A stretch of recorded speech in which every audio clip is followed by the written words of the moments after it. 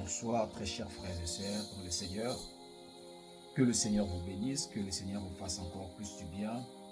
Nous voici encore aujourd'hui pour notre moment d'entretien, où nous allons partager la parole de Dieu. Que le Seigneur vous fasse grâce pendant ces petits moments que nous allons partager ensemble avec vous. Je bénis le Seigneur pour cette opportunité, pour cette occasion qu'il nous a fait aujourd'hui. Nous sommes dimanche. Je sais que nous avions déjà passé nos cultes, nous étions dans nos différents lieux de culte, nous avons prié, nous avons adoré, nous avons loué, nous avons présenté nos offrandes. Mais qu'à cela les tienne de partager la parole de Dieu parce qu'elle a dit prier sans cesse. Alors bien-aimés, partout où vous allez nous suivre, nous vous bénissons au nom puissant de notre Seigneur Jésus-Christ et que vous puissiez recevoir nos salutations les plus fraternelles dans vos maisons, dans vos foyers, dans vos bureaux, partout où vous allez nous suivre. Voilà, sans plus tarder, nous allons lire la parole de Dieu et puis nous allons passer à notre moment d'exhortation. Nous sommes dans le livre de 1 Samuel au chapitre 30. Je commence à partir du premier verset. Nous allons lire jusqu'au verset 8. Je commence au verset 1. La Bible dit ceci: lorsque David arriva le 3e jour à Tsiglag avec ses gens, les Amalécites avaient fait une invention dans le midi et à midi et à Tsiglag. Ils avaient détruit et brûlé Tsiglag. Après avoir fait emprisonner les femmes et tous ceux qui s'y trouvaient, petits et grands, ils n'avaient tué personne, mais ils avaient tous émené et étaient remis en route. David et ses gens arrivèrent à la ville, et voici, elle était brûlée, et leurs femmes, leurs fils et leurs filles étaient emmenés captifs. Alors David et le peuple qui était avec lui élevèrent la voix et pleurèrent, jusqu'à ce qu'ils n'eussent plus la force de pleurer. Les 2 femmes de David avaient été emmenées, Achimoa de Jezreel et Abigaël de Carmel, femme de Nabal. David fit dans une grande angoisse, car le peuple parlait de le lapider, parce que tous avaient de l'amertume dans l'âme, chacun à cause de ses fils et de ses filles. Mais David reprit courage en s'appuyant sur l'Éternel son Dieu. Il dit au sacrificateur Abiatar, fils d'Abimelech, apporte-moi donc l'éphod.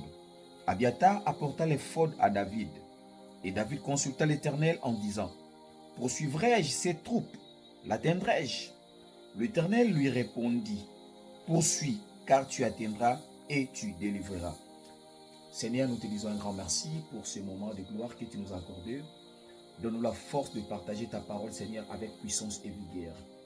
Bénis tout celui qui aura le temps d'écouter ces messages, Seigneur.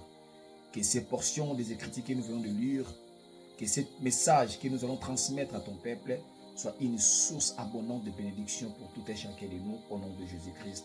Amen. Encore une fois de plus, que le Seigneur vous bénisse. Pardon. Bien-aimés dans le Seigneur, nous vous saluons encore. Bientôt, nous allons clôturer cette année 2025. Nous sommes déjà dans le mois de novembre. Dans peu de temps, nous allons clôturer le mois de novembre et nous allons entamer décembre.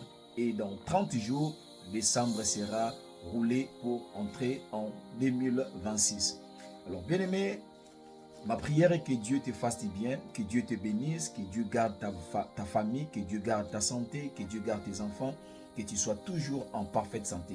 Car l'une des grandes bénédictions que Dieu nous donne, c'est être en bonne santé. Si vous n'êtes pas en bonne santé, même si vous avez l'argent, même si vous avez un bon travail, même si vous avez un bon mari ou une bonne femme, le fait que vous n'êtes pas en bonne santé, vous ne serez pas en mesure de jouir de ce que le Seigneur vous a donné.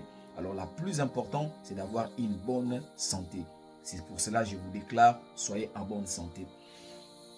Nous venons de lire un passage, une portion des Écritures dans le livre de 1 Samuel au chapitre 30, versets 1 à 7. L'histoire continue bel et bien jusqu'au verset 31. Mais pour faute de temps, nous n'allons pas lire toute l'histoire, mais je vous invite à la maison à lire l'histoire toute complète pour mieux comprendre il s'agit de quoi. Alors, bien aimé, dans le passage que nous venons de lire, nous voyons que David Nous connaissons très bien l'histoire de David. David, après avoir combattu contre Goliath, il a fait tomber Goliath, il a coupé la tête de Goliath. David était devenu gendre du roi. Alors les femmes commencèrent à chanter et la jalousie s'est introduite dans le cœur de Saoul et il chercha à tuer David et David avait pris la fuite. Alors pendant ces moments, David était toujours dans le moment de fuite. Il fuyait parce que Saoul cherchait à tuer David. Et David, il avait un groupe de gens qui étaient avec lui parce que David, il était déjà loin pour devenir roi, mais il ne pouvait pas devenir roi parce que Saoul était encore vivant et Saoul occupait encore d'autres territoires. Alors ici, David occupait cette ville qu'on appelle Siglag. Il avait un groupe de gens qui étaient fidèles à lui, qui étaient avec lui et qui savaient déjà, qui comprenaient déjà que David, Dieu l'avait choisi pour devenir roi, pour diriger Israël, quand bien même qu'il ne pouvait pas diriger la totalité d'Israël, mais une petite partie d'Israël était déjà sous sa position où il gouvernait déjà. Alors, David ils étaient absents. Nous voyons que la présence de David et les hommes, ils étaient absents dans cette ville. Alors que les Amalécites, les ennemis, ils sont venus. Lorsqu'ils sont arrivés, ils ont trouvé que la ville, il n'y avait pas des hommes, il n'y avait que des femmes et des enfants. Et qu'est-ce qui s'est passé? Ils ont pris des enfants, ils ont pris des filles et ils ont brûlé la ville. Ils ont pris tout ce qui était dans la ville, ils ont emmené captifs. Et David et ces gens, lorsqu'ils sont arrivés, ils ont trouvé qu'il n'y avait plus rien. Ils ont trouvé que la ville était dans le chaos. Ils ont trouvé que les Amalécites, ils étaient arrivés dans leur absence. Ils ont pris tout ce qui était de précieux pour eux et ils les ont ramenés avec eux. Et la ville était dans les débandades. Alors, lorsqu'ils sont arrivés, ils trouvaient que la situation était tellement chaotique. La Bible dit qu'ils élevèrent la voix et ils commencèrent à pleurer. Et David et ses compagnons, ils commencèrent tous à pleurer parce qu'ils étaient dans la désolation. Ils étaient abattus et ils pleurèrent amèrement. La Bible souligne jusqu'à tel point qu'il leur manqua même la force de pleurer. Vous savez très bien que pleurer ne demande pas la force. Si vous voulez pleurer, il y a des gens que Dieu a donné, je ne sais pas si je dois appeler ça comme ça la grâce, et je regarde certains même comédies, certains de nos acteurs théâtrales, pendant la scène, il peut commencer à pleurer. Face à une scène comme ça, il commence à pleurer. Et vous voyez que les larmes sortent. Donc, c'est quelque chose d'automatique. Mais ici, la Bible souligne que David et ses gens, ils ont pleuré, tellement qu'ils avaient beaucoup pleuré, jusqu'au point où ils n'avaient plus la force de pleurer. Est-ce que vous vous rendez compte que quelqu'un qui était en train de pleurer, à un moment donné, il a perdu la force de pleurer. Donc, parfois, il pleure seulement dans son cœur. Il n'a plus la force de faire sortir la voix. Il n'y a même plus de larmes, mais il pleure intérieurement. Et c'était le cas de David et ses gens. Alors pendant que tous, ils étaient dans la désolation, ils étaient abattus. Maintenant, les gens qui accompagnaient David, ils se sont réconciliés entre eux et ils disent de lapider David. Ils se sont dit, David, nous allons te tuer. David, nous allons te lapider. Mais David était avec eux. Ils étaient tous absents. Lorsque le désarroi est arrivé dans la ville, personne n'était là. David n'était pas là. Et même aussi n'était pas là, parce qu'ils étaient avec David. Mais lorsqu'ils sont arrivés, ils trouvent qu'il y avait les désastres. Ils disent que David, nous allons te tuer. Nous allons te lapider. Mais je me demande, je me pose la question. Pourquoi les peuples, pourquoi les gens parlaient de lapider David, alors que David était avec eux ensemble? Justement parce que c'est David qui était le chef. C'est à cause de David, parce qu'ils accompagnaient David. Vous comprenez ça? Justement parce que c'est David qui était à leur tête. Donc si le mal nous arrive aujourd'hui, et que je ne vois plus ma femme, et que je ne vois plus mes enfants, David, c'est à cause de toi. Sinon, je serai avec ma famille. Mais à cause de toi, tu nous ramènes par-ci, par-là, et à mon absence, l'ennemi est arrivé, il a pris mes enfants, il a pris ma femme. David, nous allons te tuer. Pendant que David aussi, ses 2 femmes étaient prises. Abigail, elle était partie. Mais David, dans son cœur, pendant que ces gens parlaient de le lapider, la Bible dit, David reprit courage et consulta l'Éternel, son Dieu. Il alla voir vers le sacrificateur Abiatar. Il appela le sacrificateur Abiatar. Il dit, sacrificateur Abiatar, apporte-moi donc le l'éphod. L'éphod, c'était comme un linge, c'est comme une foulard qui lui permettait d'aller consulter l'Éternel. Et David alla consulter Dieu. Il demanda à Dieu, poursuivrai-je ces troupes? L'atteindrai-je? Dieu dit à David, poursuis, car tu l'atteindras. Bien-aimé dans le Seigneur, je ne sais pas, je ne serai pas très long ce soir, mais juste une pensée que le Seigneur a mis dans mon cœur que je vais partager avec toi. Je ne sais pas qu'est-ce qui se passe actuellement dans ta vie. Je ne sais pas par quelle situation que tu es en train de traverser. Je ne sais pas par quel moment que tu es en train de vivre actuellement. Je ne sais pas ta situation. Je ne suis pas... Le Seigneur ne m'a pas révélé. Il ne m'a pas donné une révélation. Ou je n'ai pas une prophétie pour toi. Mais en lisant ces passages, le Seigneur a mis dans mon cœur de le partager avec toi qui me suis. Peut-être tu as une situation pareille avec David. David avait perdu sa femme, ses 2 femmes plutôt. Ses compagnons aussi également, ils avaient perdu. Mais ils parlèrent de lapider David. Au lieu de se concerter pour savoir, David, qu'est-ce que nous devons faire maintenant? David, il était déjà abattu. Il avait un problème sérieux qu'il avait perdu ses 2 femmes. Mais regardez maintenant, les gens qui étaient censés lui apporter la consolation, ils se détournèrent contre lui pour lui dire, David, nous allons te tuer. Bien-aimé dans le Seigneur, peut-être c'est aussi ton cas. Des gens par lesquels peut-être toi tu comptais sur eux, tu disais que non, ce sont mes appuis, ce sont mes collaborateurs, ce sont mes frères, ce sont mes parents. Mais ces mêmes personnes, ils changèrent de langage contre toi. Ils parlent maintenant des choses qui sont négatives contre toi.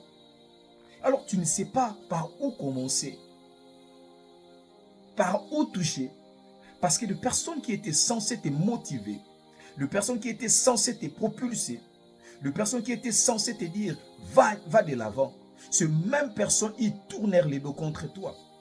Les mêmes personnes, l'autre fois, ils étaient des ressorts pour te soutenir, pour te faire propulser. Et ces mêmes personnes aujourd'hui, ils te tournent les dos. Et David était dans le chaos. Il pleurait, il a pleuré, il a pleuré, il a pleuré, jusqu'à ce qu'il a dit non, non, non, je ne peux plus continuer à pleurer. J'ai beaucoup pleuré et le pleur ne m'a apporté aucune solution. Et la Bible dit, David ayant courage, il se leva et dit non, je dois aller consulter mon Dieu. Je dois aller à la recherche de mon Dieu. Bien-aimé, je m'aimerais te dire quelque chose. Tu es en train de pleurer. Tu es en train de traverser des situations très difficiles. Des moments qui sont vraiment difficiles. Parfois, tu n'as plus le loyer. Parfois, tu ne sais pas comment envoyer les enfants à l'école. Parfois, tu ne sais même pas comment acheter une boîte de lait pour tes enfants. Parfois, tu ne sais même pas, il y a bientôt le fête de fin de l'année. Comment je dois faire pour vêtir mes enfants? Comment mes enfants auront peut-être des cadeaux de Noël?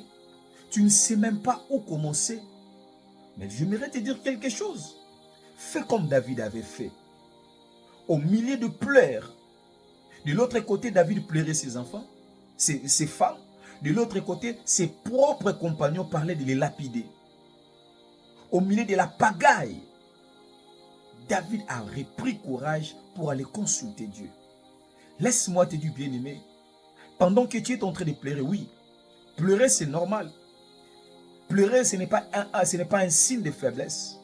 Même Jésus-Christ devant la tombe de Lazare, il a pleuré. pour montrer combien il aimait Lazare.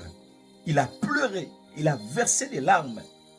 Nous avons la chair qui ne supporte pas parfois certaines contraintes de la chair.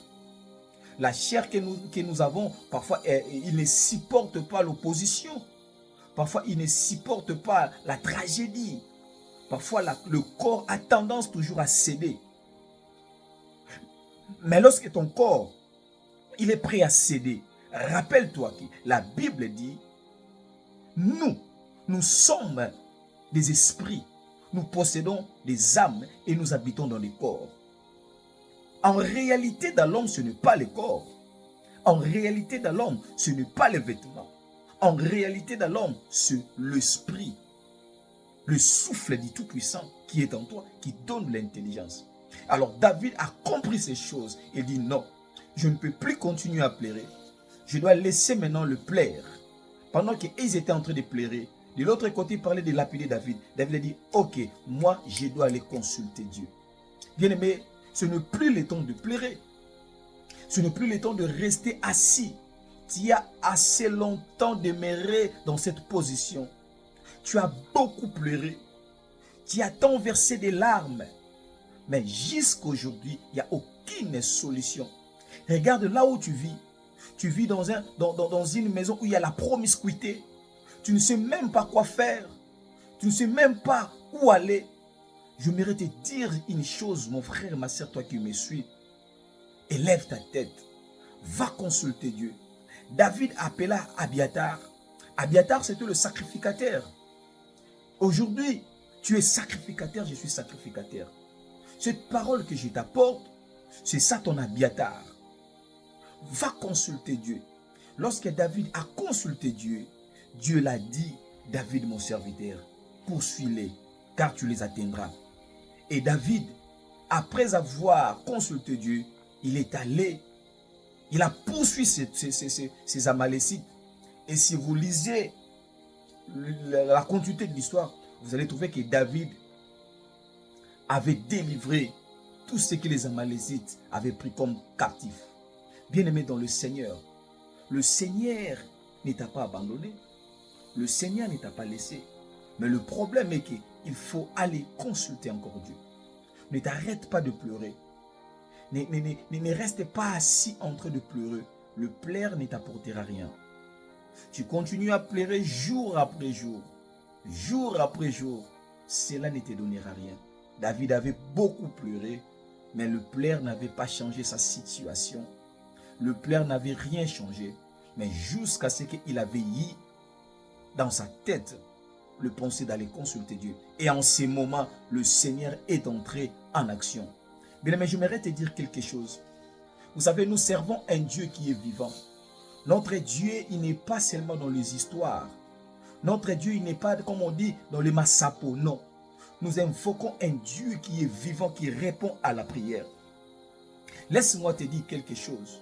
Notre Dieu, lorsqu'on le cherche avec un cœur vivant, lorsqu'on cherche un Dieu avec un cœur assoiffé, lorsqu'on cherche Dieu avec un désir ardent, le Seigneur, il se laisse voir. D'ailleurs, la Bible dit, il se laisse trouver à ceux qui le cherchent. Dieu n'est pas comme un enfant ou un monsieur, vous êtes en train de faire le jeu de cache-cache. Pendant que tu es en train de chercher Dieu, Dieu te fuit ou Dieu se cache. Dieu a besoin que son peuple le consulte d'un moment à l'autre. David avait consulté Dieu et il a pu délivrer ses femmes. Et les gens qui étaient avec David, ils ont délivré aussi ce que l'ennemi avait pris. Bien aimé, je ne sais pas qu'est-ce que l'ennemi a pris. L'ennemi a pris ta famille en otage. Le diable a pris tes frères en otage. Le diable a pris ta famille. Regarde comment est ta famille. Regarde comment est-ce que vous êtes nés. Regarde ce qui se passe dans ta famille. À un moment donné, bien aimé, il faut que tu te lèves. Tu dis, j'en ai assez le bêtise du diable dans ma famille. Le diable ne peut pas continuer à manigancer ta famille. Le diable ne peut pas continuer à jouer de tes frères. Le diable ne peut pas continuer à jouer, à se moquer de ta mère ou de tes frères ou de tes enfants. Tu dois te lever, tu dois dire, maintenant ça suffit. Maintenant, ça suffit. Tu dois te lever comme David. Si David ne s'est pas levé, les Amalécites allaient partir avec les otages. Mais David a dit, niet, vous continuez à pleurer, mais moi je ne continuerai pas à pleurer. Bien, mais laisse-moi te dire, c'est ça ce qui caractérise un leader. Un leader, lorsque tout le monde est en train de pleurer, lorsque tout le monde il ne sait pas où aller, lorsque tout le monde sont confus, il ne sait pas par où commencer, un leader, il sait toujours où je dois aller toucher pour avoir la solution. C'est ça être leader. Dieu t'a choisi dans ta famille pour être leader. Alors arrête de pleurer.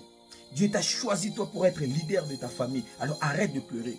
Si tu continues à pleurer, laisse-moi te dire que ta famille diront, mais même toi aussi tu pries. Parfois ces genres de paroles nous retournent.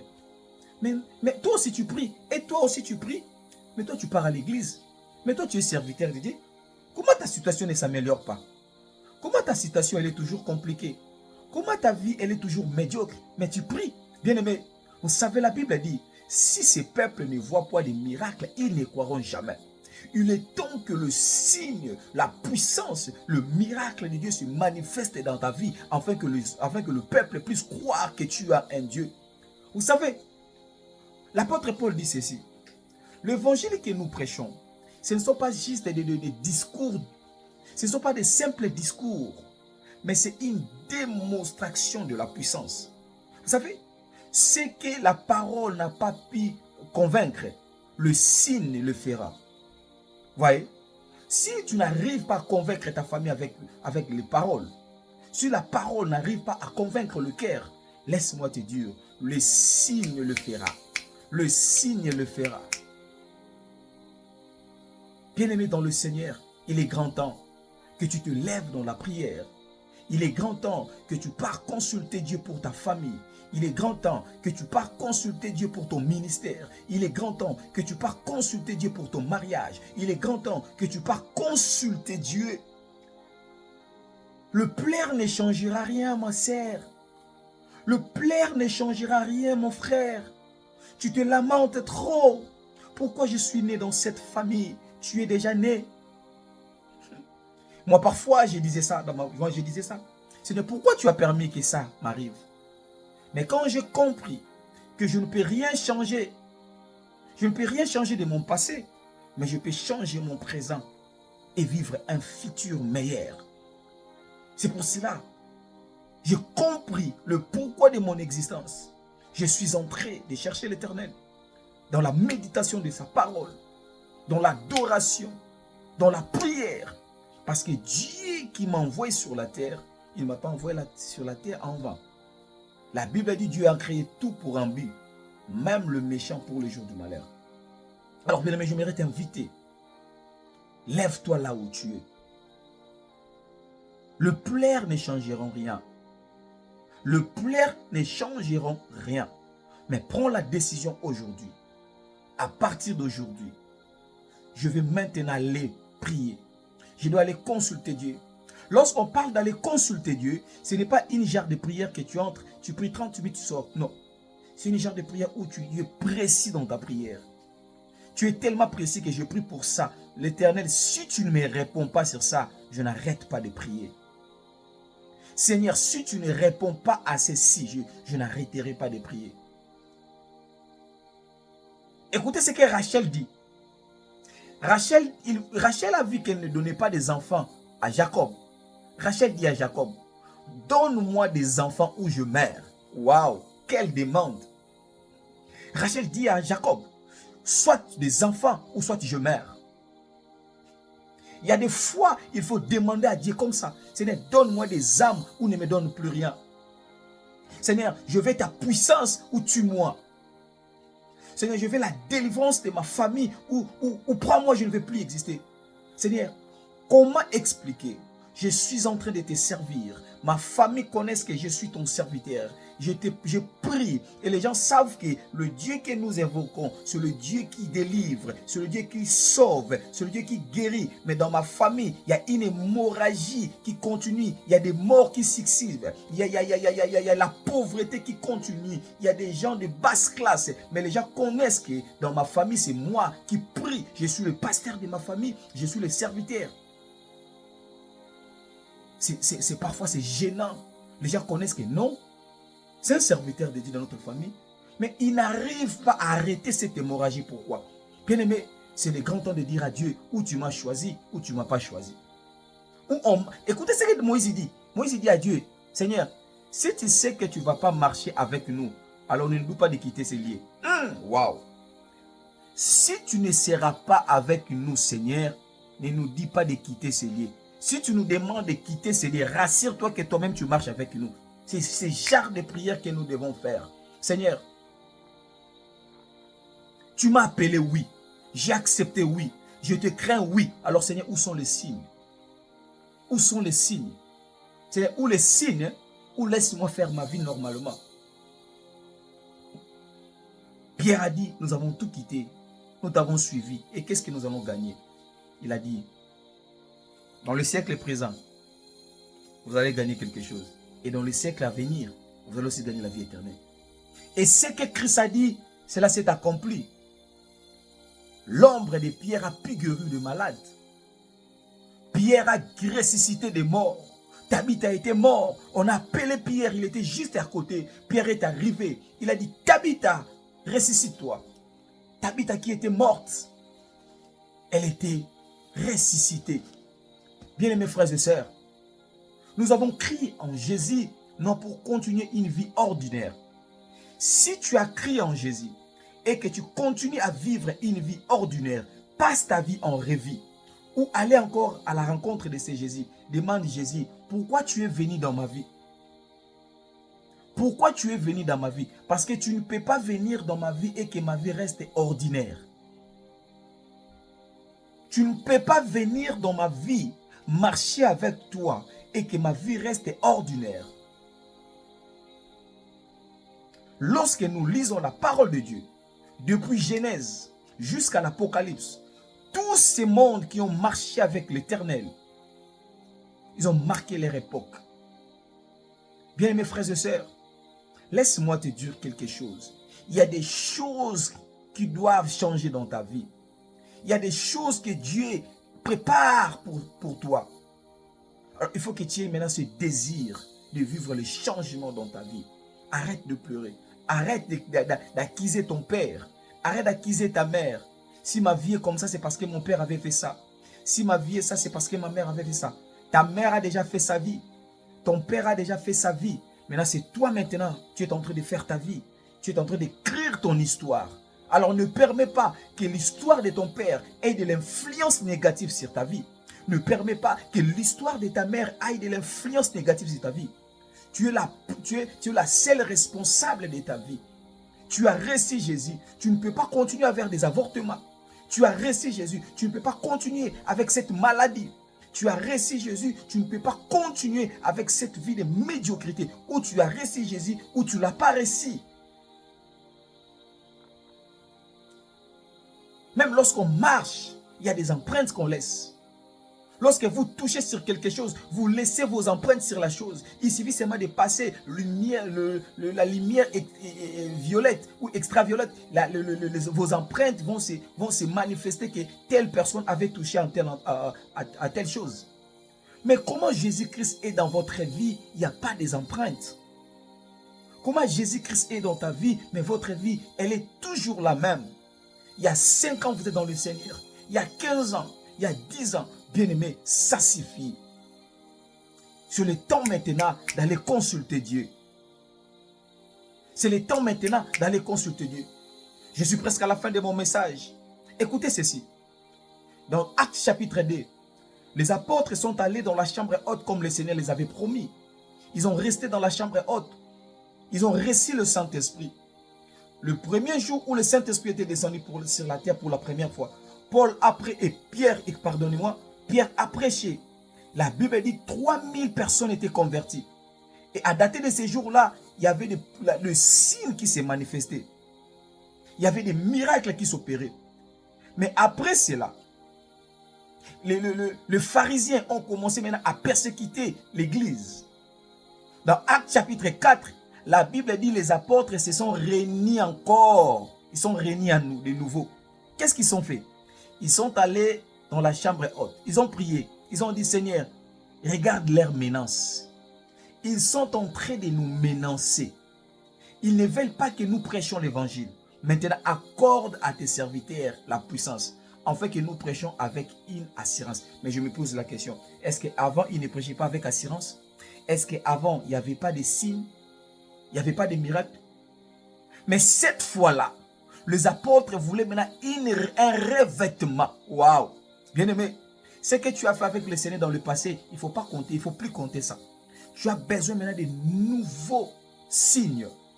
Tu as maintenant besoin de nouvelles choses. Les apôtres ont prié, ils ont dit à Dieu, maintenant nous voulons maintenant une nouvelle assurance. Faites en sorte que lorsque nous allons prêcher la parole, que les signes nous accompagnent. Mais avant, les signes nous accompagnaient aussi. Mais cette fois-ci, ce que nous voulons, ce n'est plus comme avant. Et la Bible dit, l'endroit où ils étaient trembla et ils furent tous remplis du Saint-Esprit. Donc pour la deuxième fois, le Saint-Esprit était descendu pour eux. Ça, c'était le revêtement de l'Esprit. Nous avons besoin du revêtement, chers frères. Chers prédicateurs, nous avons besoin du revêtement. Tu as assez longtemps prêché avec tes théories. Tu prêches avec des théories. Tu prêches avec la connaissance humaine, ce que tu as toujours maîtrisé. Mais lorsque la puissance du surnaturel entre en action, on ne force plus les choses. Les gens viennent à l'église malades, ils retournent malades. Les gens viennent à l'église avec des problèmes, ils retournent avec des problèmes. C'est parce que nous sommes devenus mécaniques. Nous avons besoin du Saint-Esprit. Nous avons besoin d'aller consulter Dieu. Nous avons besoin d'aller dans la montagne de l'Éternel. Je ne parle pas de montagne physique, mais je parle de montagne spirituelle. C'est-à-dire, c'est fermer, chercher Dieu à fond, prier Dieu. Si tu m'as appelé, Seigneur, dans le ministère, montre-moi cela. Ou tu m'as appelé, ou je suis un simple frère. Vous imaginez des hommes comme de Philippe. Philippe n'était pas un apôtre, c'était un simple diacre. Un simple diacre. Il a prié, il a prêché et il a disparu. Voilà les expériences. Aujourd'hui, 10 ans dans le ministère, qu'est-ce que tu as fait avec le Seigneur? On est devenu mécanique. 15 ans dans le ministère, il n'y a pas de signe. Oh non, c'est la volonté de Dieu. Qu'est-ce qui t'a dit que c'est la volonté de Dieu? La volonté de Dieu est que le signe, la puissance de Dieu se manifeste en nous. Pourquoi nous avons reçu le Saint-Esprit? Le Saint-Esprit n'est pas là seulement pour te donner des songes. Le Saint-Esprit n'est pas là seulement pour nous parler. Il est là aussi pour manifester des signes. Est-ce que vous vous rappelez? Vous savez que l'époque qu'a vécu les apôtres, c'est la même époque que nous vivons aussi. C'est la même époque que Pierre, Jean, Jacques, de Charles Finney, de D.L. Moody, de Wesley, de Kimbangu. C'est la même époque. Mais pourquoi ils ont vécu ce genre de choses, mais nous ne le vivons pas? Pourquoi? C'est parce que le peuple de Dieu, nous sommes maintenant bercés dans une distraction profonde. Nous sommes devenus indisponibles. Ton travail, tes enfants, ton mariage. Tu prends plus du temps avec ton téléphone que ta Bible. Tu prends beaucoup de temps avec ton ordinateur qui est dans la présence de Dieu. Et Dieu ne te servira pas comme tu le souhaites. Parce que Dieu a besoin des gens qui sont disponibles pour lui. Bien-aimé,